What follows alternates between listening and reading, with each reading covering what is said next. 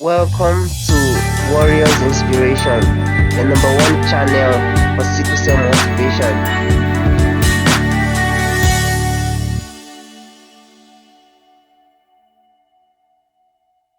Hello, welcome back to Warriors Inspiration. Subscribe and like the video and join us on our next video. So today we're talking about what are the triggers to sickle cell crisis. Sometimes triggers can be sudden change in weather. Weather can be too cold or too hot. It can trigger a crisis. So always try to monitor the weather around you. Don't let yourself get over dehydrated or don't let yourself get too cold. The next trigger can be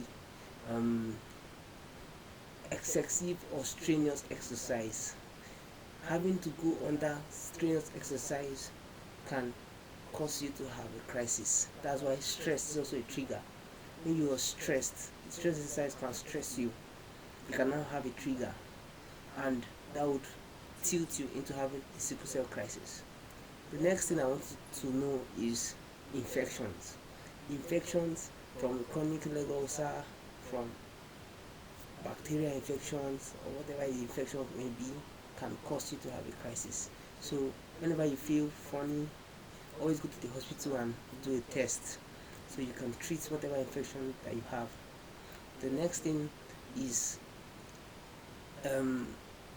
having change in altitudes, going high altitudes like hiking. If you hike, you can have a change in altitude, and that might tilt you down into having an ulcer.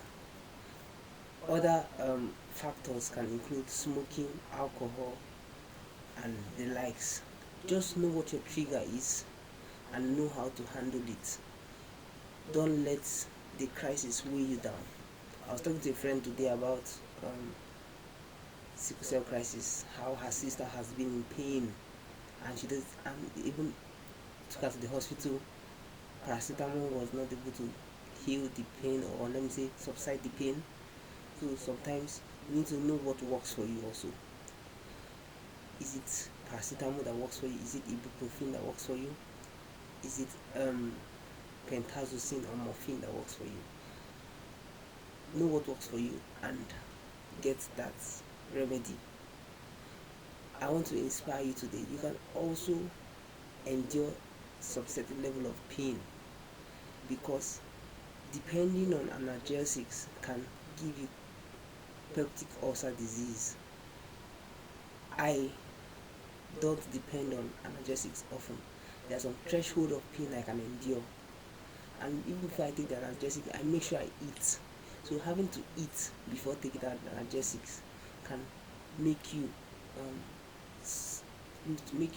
reduce the fact that you reduce the consequence of having peptic ulcer disease or ulcer, stomach ulcer. So always learn all these things. I hope you know your triggers, you watch out for them, and you stay healthy today. Like the video, subscribe and share. Thank you very much.